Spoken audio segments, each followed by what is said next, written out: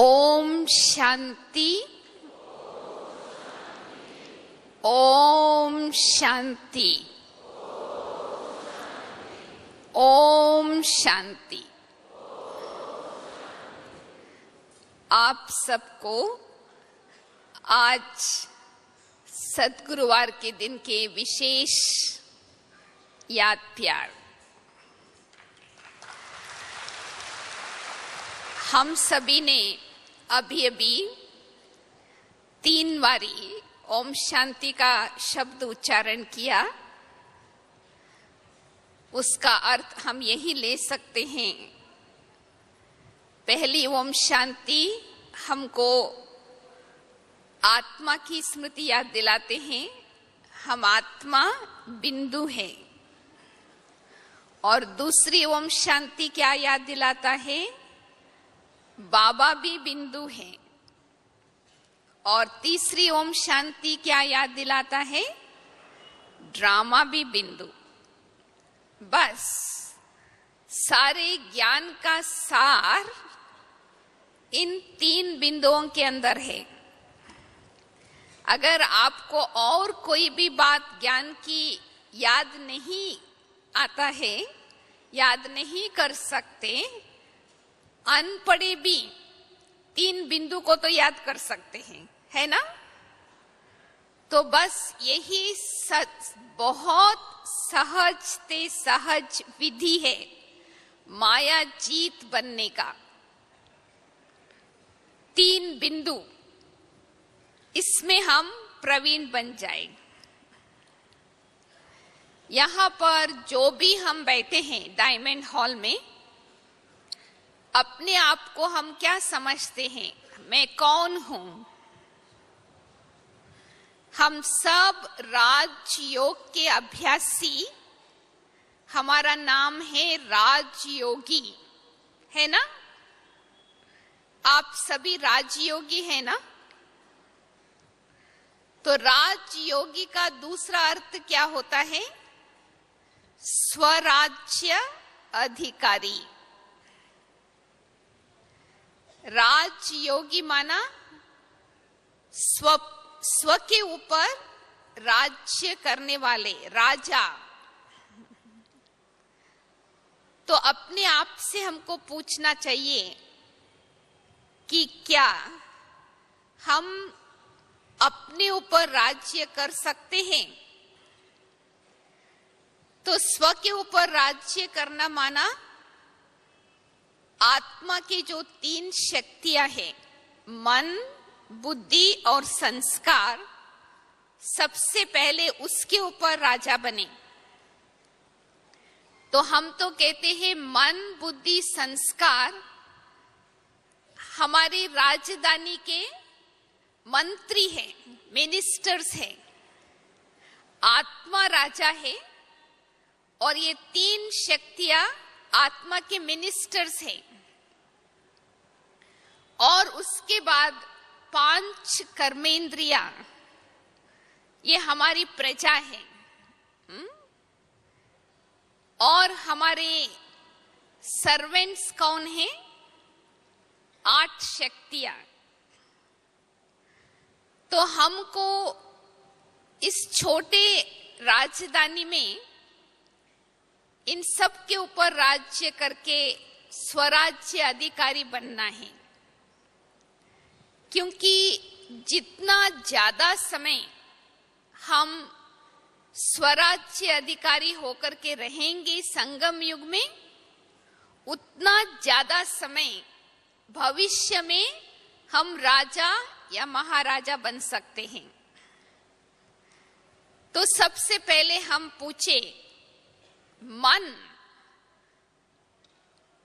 मन के ऊपर हमारा राज्य है या मन हमारे ऊपर राज्य करता है? आप सोचिए। कहते तो है ना, मेरा मन, मेरा संकल्प। मन क्या चीज है? संकल्प शक्ति। तो अगर मन में अभी तक भी व्यर्थ संकल्प चलता है, तो ये मन के ऊपर राज्य करना हुआ? नहीं हुआ ना। तो जबकि हम कहते हैं मेरा मन, तो मैं मन को चलाने वाली आत्मा मन से अलग हूं ना। तो क्यों नहीं मन के ऊपर हम राज्य कर सकते? क्योंकि जैसे अभी बाबा ने कहा था, कर्मेंद्रियों को भी हम मेरा कान, मेरा नाक, मेरा हाथ कहते हैं, तो हम इस कर्मेंद्रियों को जैसे चाहिए वैसे चला सकते हैं ना। ये मेरा है ना, हाथ मेरा है, उसको हम ऊपर उठाना चाहे, नीचे करना चाहे, हम कर सकती हूं। तो वैसे ही मन भी आत्मा की एक अंग ही समझो, शक्ति है ना। तो क्यों नहीं मन मेरा मानता है? अभी तक तो हम अज्ञान में थे, अपने आप का परिचय नहीं था, अपने को हम देह समझते थे, तो मन हमारे ऊपर राज्य करता था। अभी हमको ये ज्ञान बाबा ने दिया है कि तुम देह नहीं हो, आत्मा हो। तो जबकि हमको आत्मिक स्मृति आ गई है, फिर भी बार बार हम विस्मृति में क्यों चले जाते? अपने को आत्मा भूल के देह के अभिमान में आ जाते हैं। तो मन को चांस मिलता है कि उसको जैसा चाहिए वैसे हमको चलाते। हम मन के ऊपर अभी तक राजा नहीं बने हैं, तभी हमारे अंदर से ये कंप्लेन निकलता है कि अभी तक हमारे मन में व्यर्थ संकल्प आता है। हम व्यर्थ संकल्पों को कंट्रोल नहीं कर सकते। तो इसलिए बाबा ने यही बताया है कि बाबा हम सबको कैसे देखना चाहते हैं? मन जीत। क्योंकि जो मन के ऊपर जीत पहन सकते हैं अभी, वो जगत जीत बन सकते। अभी तक तो हम सुनते थे माया जीत तो जगत जीत, पर बाबा ने अभी उसको थोड़ा परिवर्तन करके बताया है, मन जीत तो जगत जीत।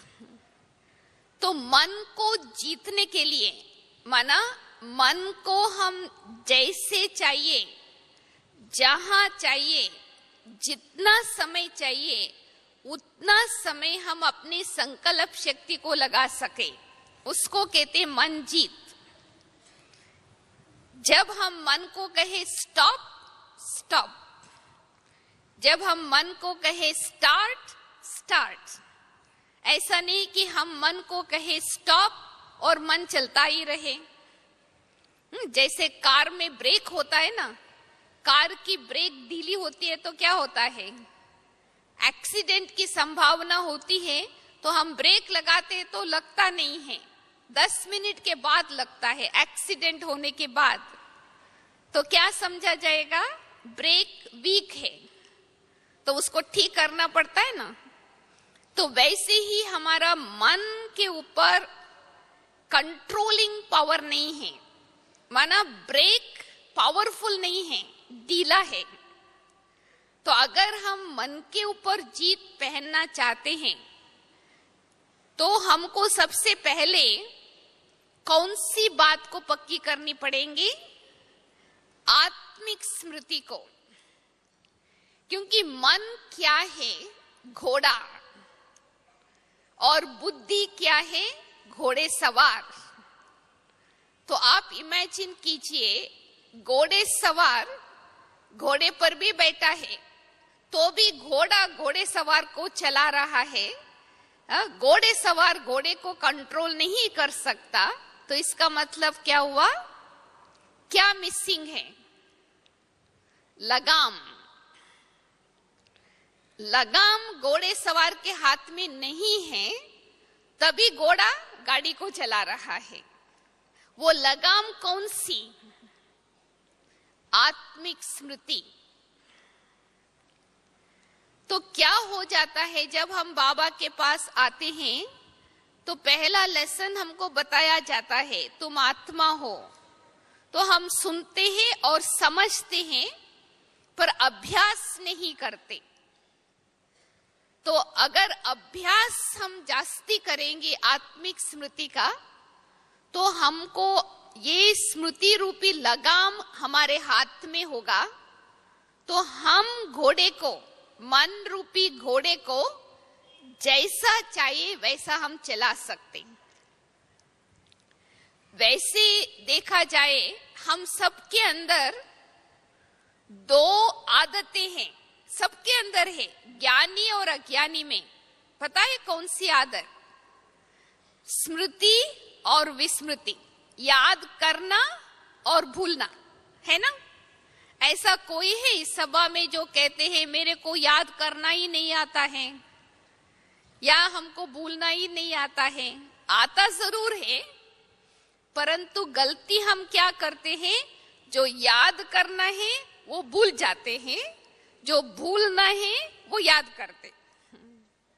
तो इसलिए लगाम हमारे हाथ से निकल जाता है। तो आज से लेकर आपको मन के ऊपर कंट्रोलिंग पावर जीवन में धारण करना हो, तो क्या करना चाहिए? जो याद करना है उसको याद करना है, बाकी भूलने का पुरुषार्थ करने की जरूरत नहीं।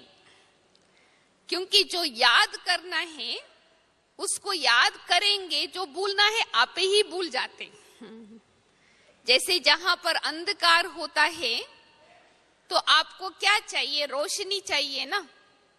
तो आप सिर्फ स्विच दबा दो, रोशनी आ गई, अंधकार आप ही भाग जाएंगे।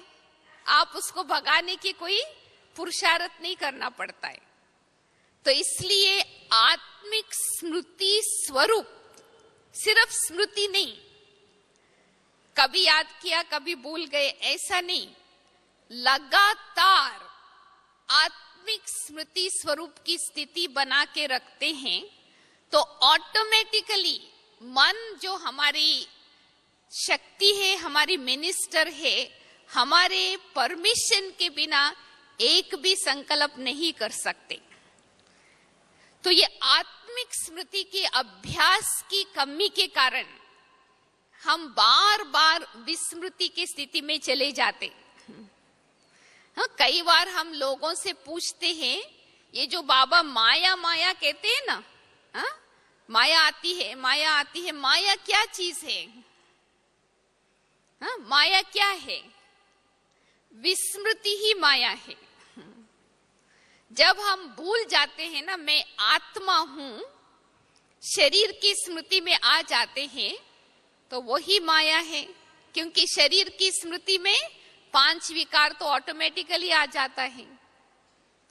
तो अटेंशन हमको क्या रखना है मन जीत बनने के लिए? सबसे पहली बात कि अपनी आत्मिक स्मृति की अभ्यास को बढ़ाना है।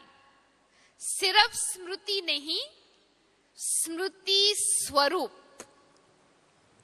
स्मृति स्वरूप का मतलब कि लगातार स्मृति बनी रहे। हमने सुना है ब्रह्मा बाबा अपने जीवन में आत्मिक स्मृति का इतना अभ्यास किया था, इतना अभ्यास किया था, जो भी बाबा के सामने आते थे वो बिना बोले शरीर भूल जाते थे, आत्माभिमानी बन जाते थे। तो हमारा जो आत्मिक स्मृति स्वरूप का अभ्यास इतना होना चाहिए, जो हम तो अपने शरीर को भूल जाए, परंतु हमारे सामने जो भी आवे उनको अपनी देह की विस्मृति हो जाए। तो लगाम हमारे हाथ में होगा तो मन कहाँ भागेगा नहीं। देखिए अभी तक भी हम क्या कहते हैं, योग में बैठते हैं तो मन भटकता है। हा? अभी तक भी है ना कंप्लेन, क्यों भटकती? वैसे तो बाबा के साथ तो बहुत प्यार है, बाबा को भूल नहीं सकते, फिर भी बाबा की याद क्यों नहीं टिक सकता? क्योंकि हम आत्मा होकर के बाबा को याद नहीं करते, आत्मिक स्मृति भूल जाते हैं। इसलिए बाबा कहते हैं कि ये नहीं कहो कि हम बाबा को भूल जाते हैं। आप बाबा को भूल नहीं सकते, पर क्या भूल जाते? मैं आत्मा हूं। तो मैं आत्मा हूं, मैं आत्मा हूं, ये अभ्यास इतनी पक्की होनी चाहिए जो नींद में भी कोई पूछे तो हमको भूल ना जाए।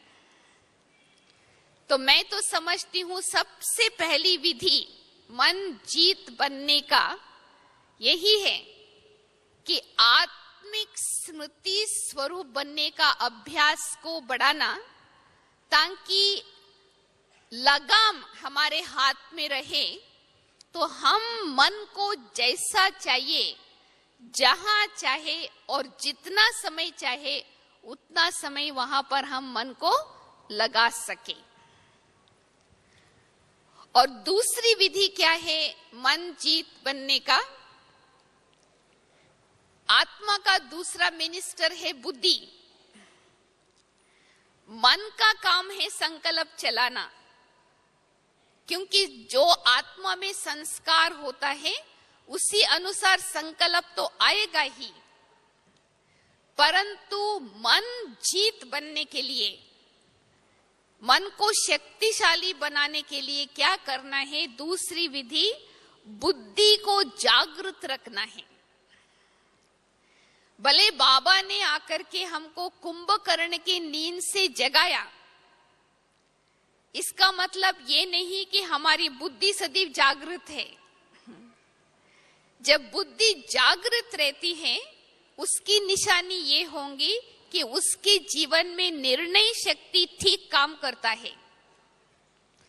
तो संकल्प जब मन में आता है तो बुद्धि जागृत है, तो निर्णय कर सकती है ये व्यर्थ संकल्प है, ये शुद्ध संकल्प है। तो शुद्ध संकल्प को लेकर के व्यर्थ संकल्प को छोड़ देंगे। परंतु आज क्या हो गया है कि हमारी बुद्धि अज्ञान की नींद में नहीं सोई है, अलबेलापन की निंद्रा में है। तो बीच बीच में अलबेलापन की नींद में चले जाते हैं, तो मन को चांस मिलता है अपनी शक्ति को चलाने का। तो हम ये अटेंशन रखें कि बुद्धि को सदैव जागृत रहे। बुद्धि सदैव जागृत रहेंगे तो निर्णय शक्ति ठीक काम करेगा। तो मन में भले संकल्प आवे, परंतु उस संकल्प को हम चेंज कर सकते, हमारे अंदर वो शक्ति आएंगे। ये दूसरी विधि आप यूज करके देखिए। तो बुद्धि कब जागृत रहेंगे? स्मृति के आधार से ही बुद्धि की जागृति होती है। जितना जितना हम आत्मिक स्मृति में रहते हैं उतना ही हमारी बुद्धि जागृत रहेंगे। जैसे ही शरीर की स्मृति आ गई तो तीसरा नेत्र बंद हो जाएगा। बुद्धि को जागृत रखने का मतलब कि तीसरे नेत्र को खुला रखना। शिवरात्रि के दिन लोग क्या करते हैं? जागरण करते हैं ना। वो तो ये दो आंखें खोल के बैठते हैं, परंतु वास्तव में तो हम बता रहे थे कि बुद्धि की जागृति होंगी तो ऑटोमेटिकली हमारे निर्णय शक्ति बढ़ेगा, और निर्णय शक्ति के आधार से हम यथार्थ बात को समझ सकते हैं।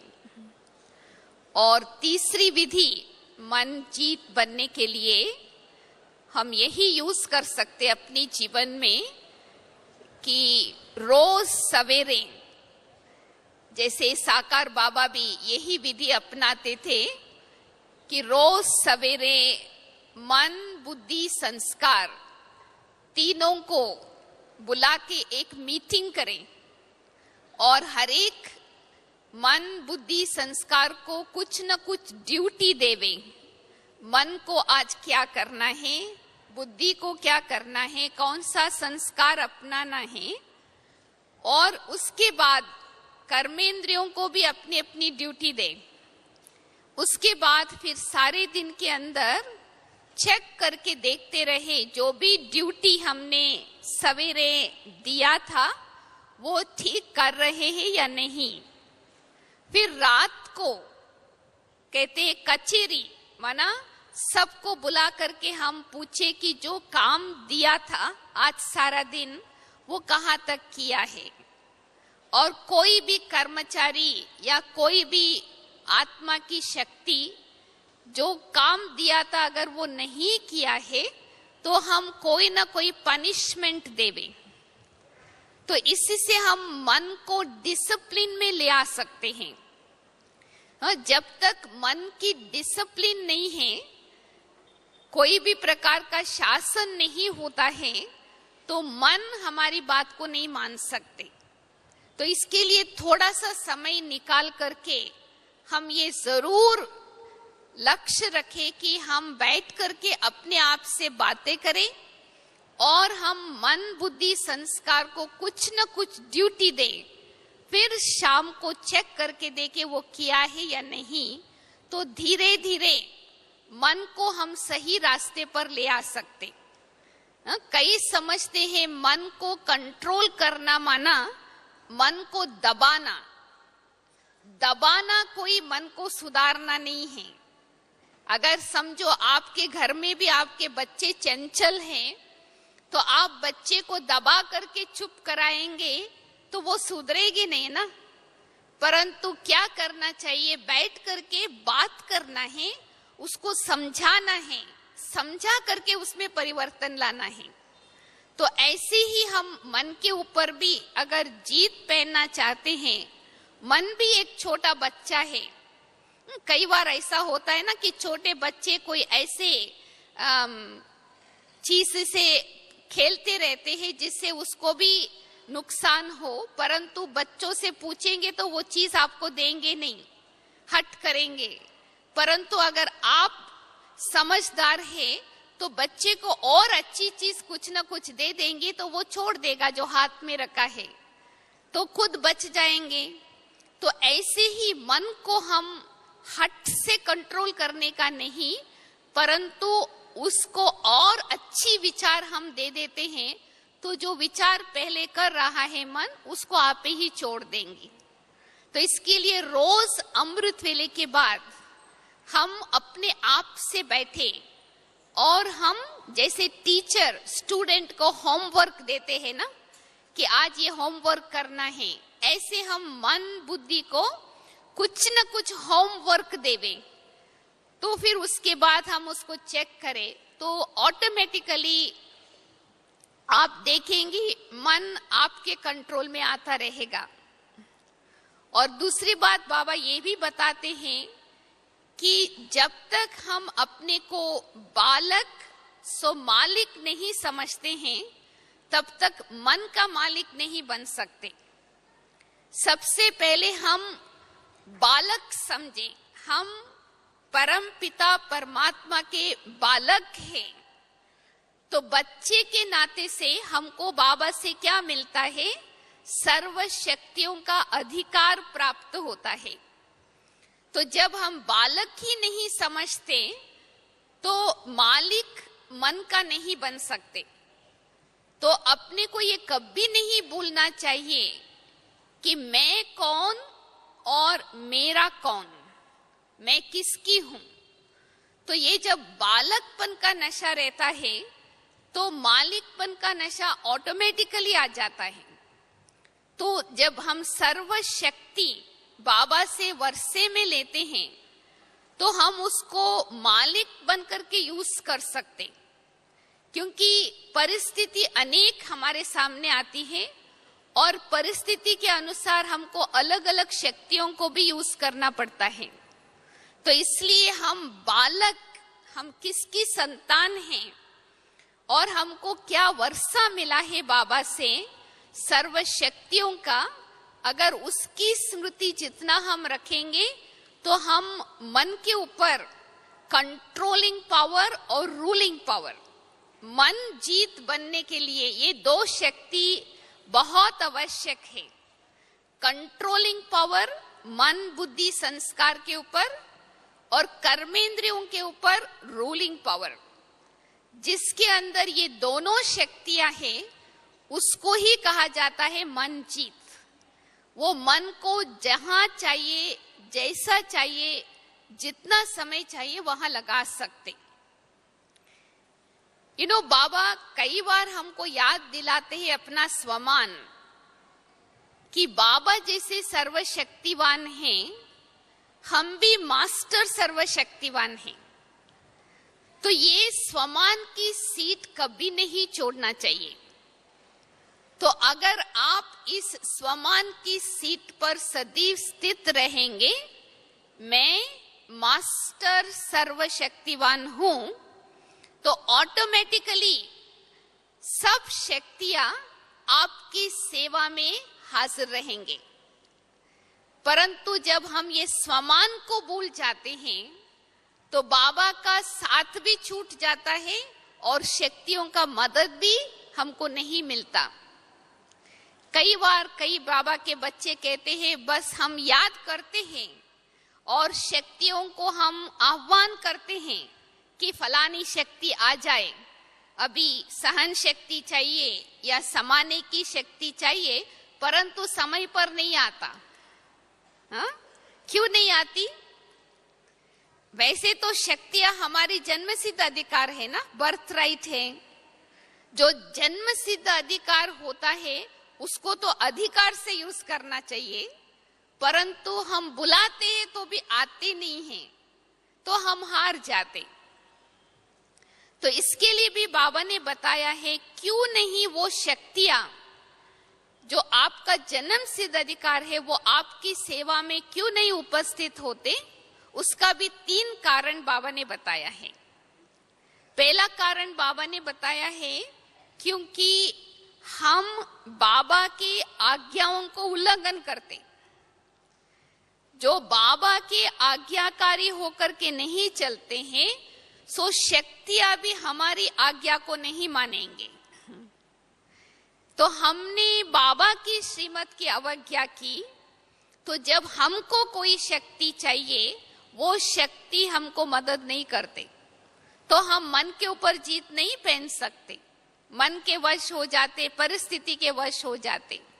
तो इसलिए हमको चेक करके देखना चाहिए कि कौन सी आज्ञा को हमने अवज्ञा किया है, जिसके कारण आज शक्तियां हमारा जन्म सिद्ध अधिकार होते हुए भी हम उसको यूज नहीं कर सकते। और दूसरा कारण बाबा ने बताया कि कोई भी समय आप शक्तियों को ऑर्डर करते हो तो अपनी सीट पर बैठ करके करो। सीट के लिए सबको सम्मान होता है। तो कई बार हम भूल जाते हैं कि हम कौन हैं। देह अभिमान में आकर के हम शक्तियों को ऑर्डर करते हैं, वो नहीं मानेंगे। तो बार बार हमको अपने स्वमान की स्मृति याद दिलानी है। तो उस स्वमान की सीट पर बैठ करके हम जितना हम आह्वान करेंगे शक्ति और गुणों को, वो हमारी बात को मानेंगे। और तीसरा कारण यही है कि समय के संबंधित समय बहुत प्रबल है। तो अगर हमने समय को रेस्पेक्ट नहीं दिया, समय को व्यर्थ गवाया है, तो समय बदला लेते हैं हमारे से। तो जिस समय जिस शक्ति चाहिए, समय कहता है अभी हम उसको आने नहीं देंगे, क्योंकि तुमने हमको स्वमान नहीं दिया है। तो इसके लिए संगम युगी समय को हमको बहुत महत्व देना है। बाबा ने बताया है ना, 1 सेकेंड 1 साल के बराबर है। जो कभी भी समय को नहीं गंवाते हैं, समय को सदुपयोग करते हैं, ऐसे आत्माओं के सामने सर्व शक्तियां सेवा के लिए हाजिर होते। तो मन जीत और जगत जीत बनने के लिए हमको मास्टर सर्वशक्तिवान के स्वमान की सीट पर सदैव बैठे रहना है। स्वराज्य अधिकारी का दूसरा अर्थ ही है मास्टर सर्वशक्तिवान। मास्टर सर्वशक्तिवान आत्मा कभी ये नहीं कह सकता कि आज हमारा मन हमारे कंट्रोल में नहीं है।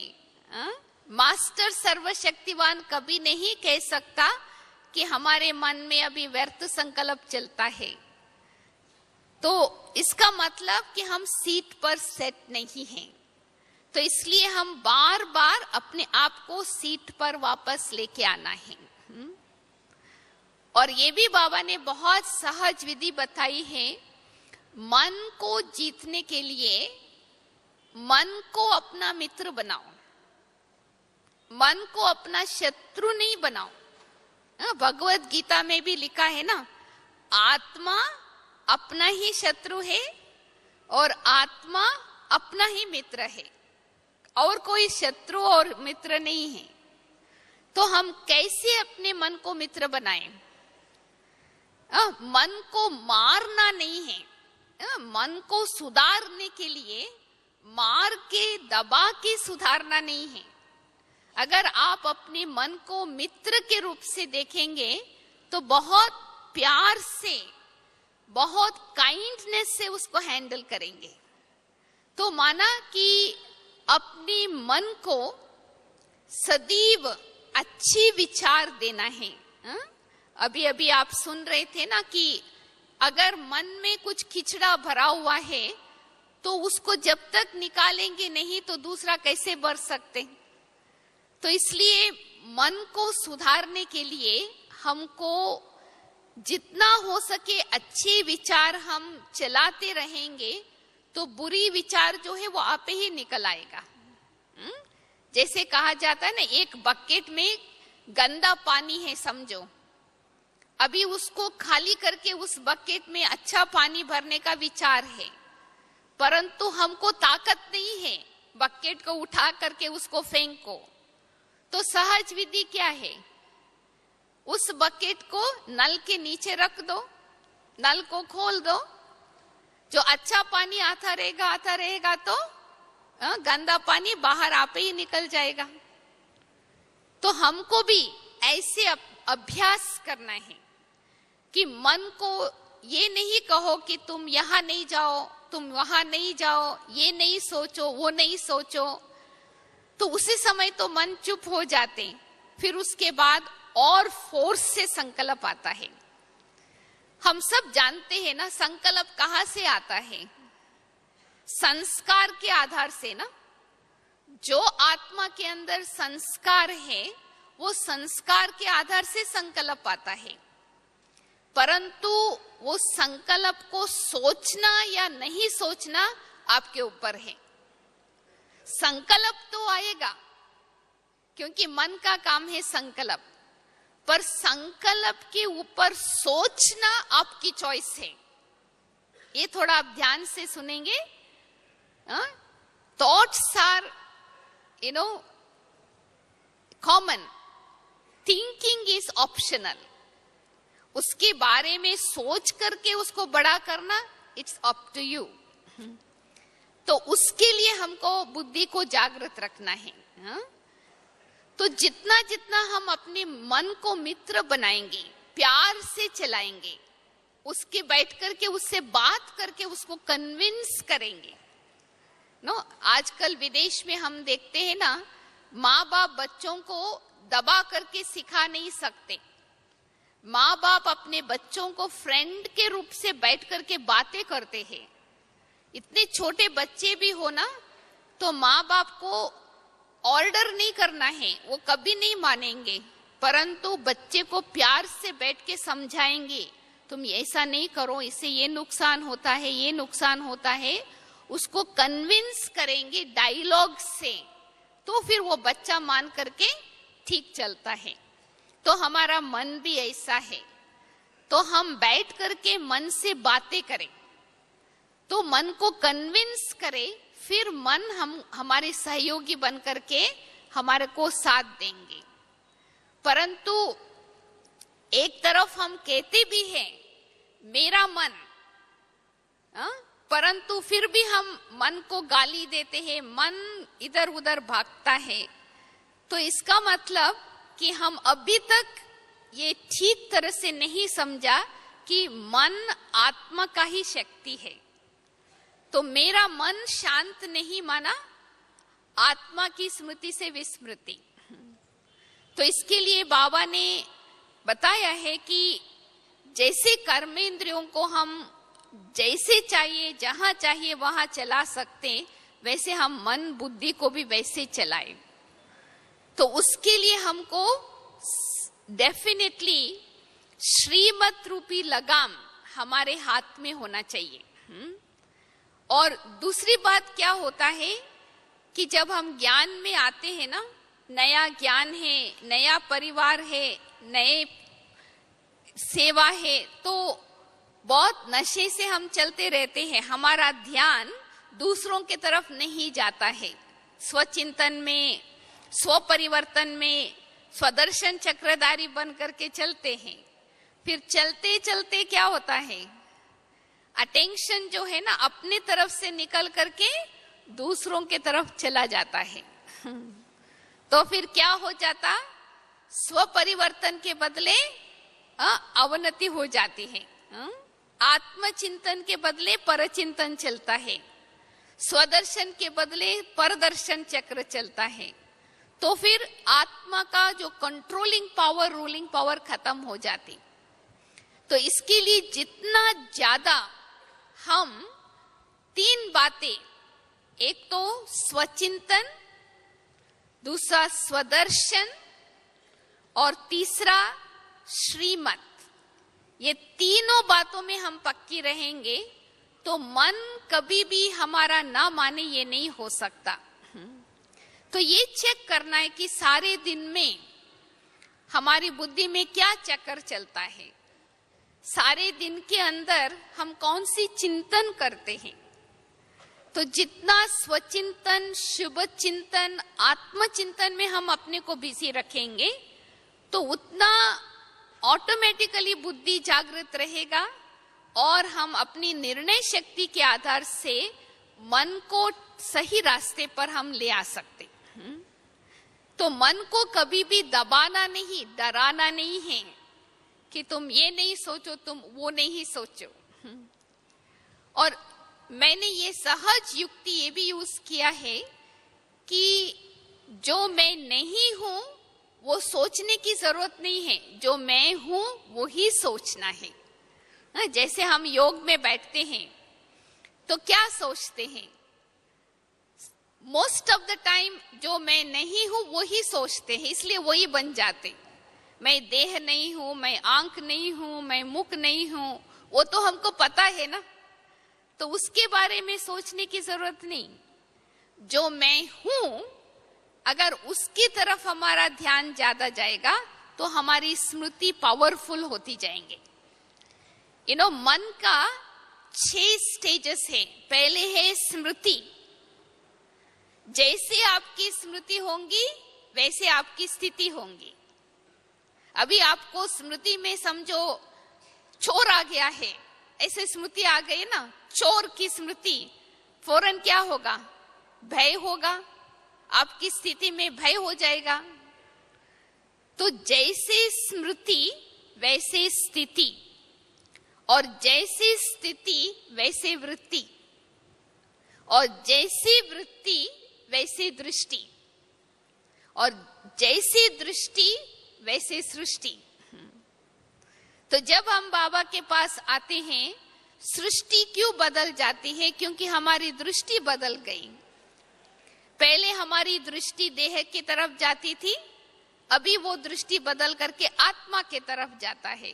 तो इसलिए हम सब आत्माओं को अपने परिवार के मेंबर समझ के हम उसको स्वीकार कर सकते।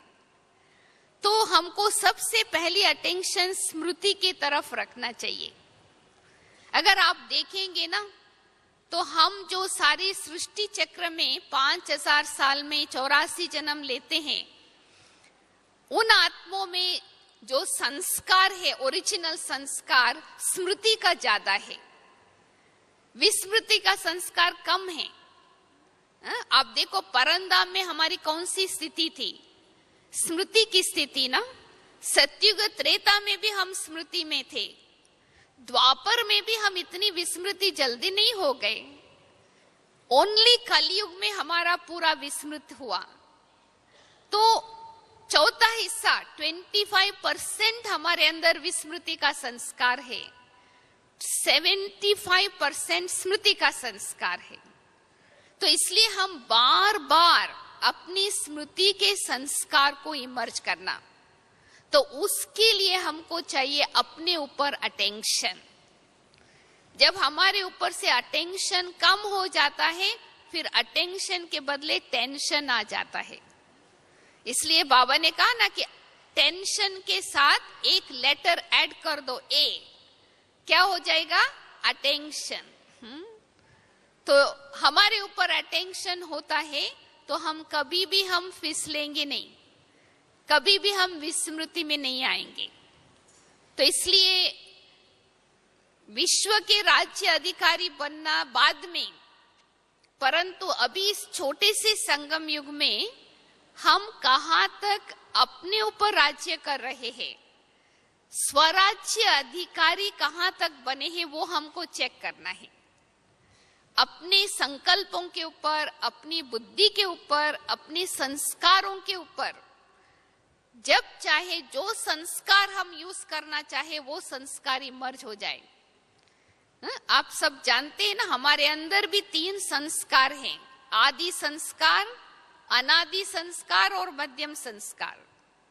जितना जितना हम आत्मिक स्मृति में रहेंगे, उतना हम आदि और अनादि संस्कार को इमर्ज कर सकते। पर जैसे ही देह की स्मृति आ जाती तो मध्य का संस्कार आ जाते, तो उसमें काम, क्रोध, लोभ, मोह, अहंकार आ जाता है। तो इसके लिए हम कभी भी बाबा कल आ रहे हैं ना, तो हम होली मनाने के लिए बाबा के पास आए ना इस बारी, होली के उत्सव के निमित्त। तो होली में क्या करते हैं? होली माना हो गया, होली माना जलाना, होली माना रंग लगाना। तो इसलिए अभी तक जो हुआ वो हो गया। तो अभी से लेकर हम बाबा को यही प्रॉमिस करते हैं कि हम कभी भी विस्मृति का संस्कार अपनाएंगे नहीं, विस्मृति की अविद्या, तो ऑटोमेटिकली हम स्मृति स्वरूप बन जाएंगे। तो 3 बातें आप करना कल बाबा के आने के पहले। होली, पास्ट इज पास्ट, जो हो गया। इसलिए तो होली के तीसरे दिन मंगल मिलन मनाते हैं ना। किसी के साथ भी कुछ भी हुआ हो तो सब भूल जाते हैं और आपस में मिलते हैं। तो इसलिए हम भी अभी तक जो कुछ हुआ है पास्ट को बीती सो बीती कर दें। और दूसरी बात, होली माना जो भी कुछ पुरानी कूड़ा किचड़ा है उसको जलाना।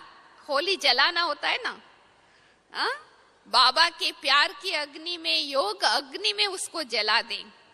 उसके बाद हम बाबा के रंग में रंग सकते।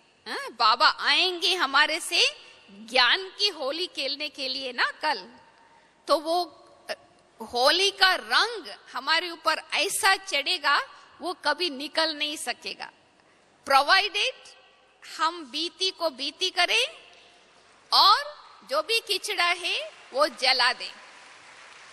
तो हम बाबा के साथ ज्ञान की होली भी खेलेंगे और मंगल मिलन भी मनाएंगे। बाबा भूल जाते हैं ना हमको जो कुछ किया है। एक बारी बाबा ने कहा कि परमात्मा क्षमा का सागर है, तो बाबा तो क्षमा कर देता है पर हम भूलते नहीं हैं। तो इसलिए अभी से लेकर कल बाबा से मिलन मनाने के लिए तैयारी करेंगे, तो हम बहुत अच्छी तरह से बाबा से मिलन भी मनाएंगे। और बाबा की जो आश है, बाबा की जो इशारा है हम सबके प्रति कि हम सब राजा बच्चा बने। बाबा तो हमको इस नजर से देखते हैं ना, हम सब राजा हैं क्योंकि राजयोगी है, प्रजा योगी नहीं है। तो हम सब राजा बच्चा बाबा के, बाबा की आश जो है हम सब मन जीत और भविष्य में जगत जीत बनने का वो प्रैक्टिकली करके दिखाने के लिए अभी से लेकर अभ्यास हम चालू कर दें। तो ऐसे अगर हम अपनी धारणा की तरफ ध्यान रखेंगे तो हम आगे बढ़ते जाएंगे, तो हम आगे बढ़ते हुए देखे दूसरों हमको फॉलो करेंगे। तो इसलिए होली के पहले, होली तो हम बाद में मनाएंगे, परंतु आप सबको हम अपने तरफ से होली की अभी से लेकर मुबारक देते हैं और आप सबके परिवर्तन का भी मुबारक देते हैं। तो चलिए इस बारी हम बाबा के साथ ऐसे स्व परिवर्तन, हम मन के मालिक बन गए, हम स्वराज्य अधिकारी मास्टर सर्वशक्तिवान बनने का शुभ संकल्प लेकर के बाबा के सामने बैठेंगे। तो बाबा की दृष्टि, बाबा के संग का रंग हमारे ऊपर ऐसा लगेगा, जो हमारे संपर्क में जो भी आएंगे उनको भी ऐसा रंग लग जाएगा। यही आशा लेकर के आप सभी को फिर से होली की मुबारक देते हुए हम यहाँ ही समाप्त करते हैं। ओम शांति।